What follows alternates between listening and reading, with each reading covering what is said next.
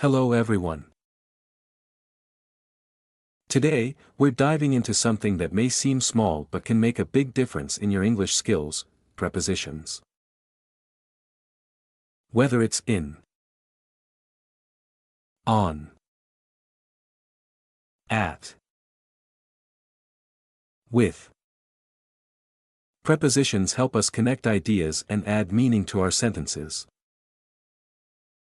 So, let's get started and level up your grammar. Prepositions of time. In is used for months, years, decades, or long periods.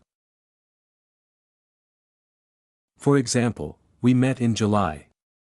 In this sentence, in is used before month.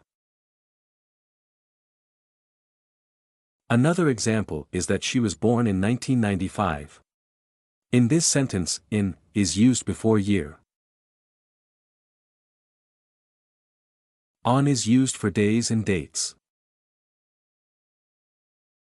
For example, I will see you on Monday. In this sentence, on is used before the day.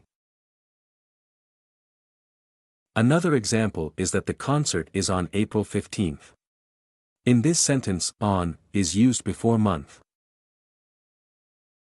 At is used for specific times.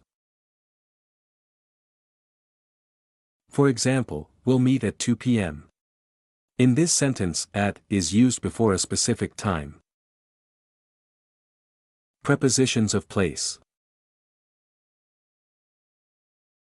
In is used for enclosed spaces or large areas. For example, he lives in New York. In this sentence, in is used for large area. Another example is the cat in the box. In this sentence, in is used for enclosed spaces.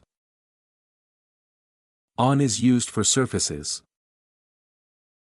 For example, she was sitting on the bench. In this sentence, on is used for surface. At is used for specific points or locations. For example, we'll meet at the bus stop. In this sentence, at is used for location. Prepositions of direction/movement. To shows movement toward a specific destination. For example, I am going to the park. In this sentence, to is used for movement toward a specific destination. Into shows movement from outside to inside.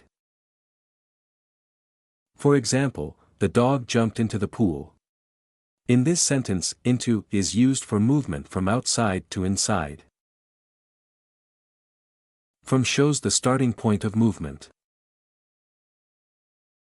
For example, I walked from my house to the store. In this sentence, from is used for the starting point of movement.